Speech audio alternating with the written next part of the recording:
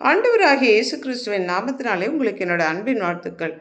இன்றைய நாள் தியானத்துக்காக தேர்ந்து கொள்ளப்பட்ட வேத வசனம் 2 நாளாகமத்தின் புஸ்தகம் 16வது அதிகாரம் 9வது வசனத்தின் முன்பகுதி. தம்மை பற்றி உத்தம இருதயத்தோடு இருக்கிறவர்களுக்கு தம்முடைய வல்லமை விளங்க பண்ணும்படி கர்த்தருடைய கண்கள் பூமி எங்கும் உலாவிக் கொண்டிருக்கிறது என்று ஞானதிருஷ்டிக்காரனாகிய அனானி யூதா தேசத்து ராஜாவாகிய ஆசாவிடம் சொன்ன வார்த்தை.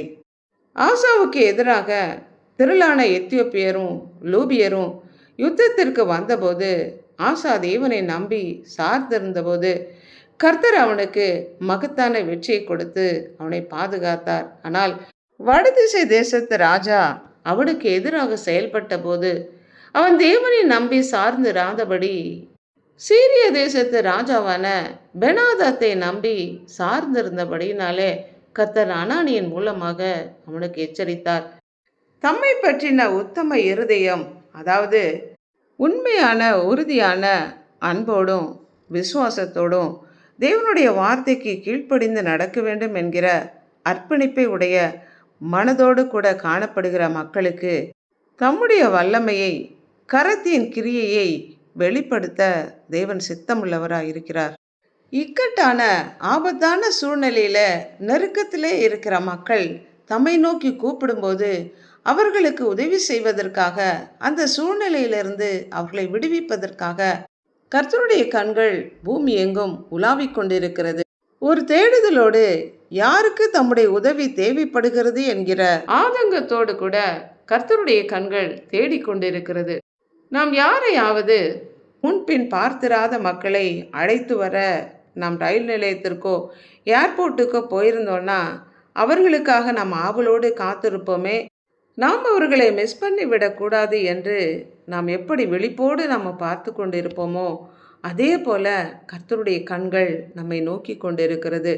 அப்படி கர்த்தர் நமக்காக காத்து கொண்டிருக்க இந்த ஆசா ராஜா தேவனை பற்றி அறிந்திருந்தும் கூட தேவனை நம்பி சார்ந்திராதபடி, தேவனிடம் செல்லாதபடி, தேவன் தருகிற பாதுகாப்பை வெற்றியை அவன் இழந்து போனான். கர்த்தருடைய கண்கள் எவ்விடத்திலும் உள்ள நல்லோரையும் தீயோரையும் நோக்கி பார்க்கிறது.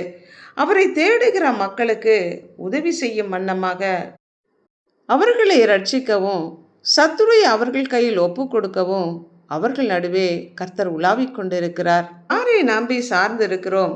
உத்தம இருதயத்தோடு கர்த்தரை தேட மனதா இருக்கிறோமா, அல்லது மனிதர்களை நம்பி சார்ந்து இருக்கிறோமா என்று யோசித்து பார்ப்போம். ஜெபிப்போம். அன்புள்ள ஆண்டவரே, உம்மை உத்தம இருதயத்தோடு தேடுகிற எங்களுக்கு உதவி செய்வதற்காக உம்முடைய கண்கள் பூமி எங்கும் உலாவிக் கொண்டிருக்கிறது. எங்களுக்கு எதிராக வருகிற சத்துருக்களின் கைகளிலிருந்து எங்களை விடுவிக்கவும், அவர்களை எங்களுடைய கரத்திலே ஒப்பு கொடுக்கவும், எங்கள் மத்தியிலே கர்த்தர் உலாவிக் கொண்டிருக்கிற தயவிற்காக நன்றி செலுத்துகிறோம். உண்மையை நம்பி சார்ந்து வாழ எங்களை அர்ப்பணிக்கிறோம். இயேசு கிறிஸ்துவின் நாமத்தினால் ஜெபிக்கிறோம் பிதாவே, ஆமென்.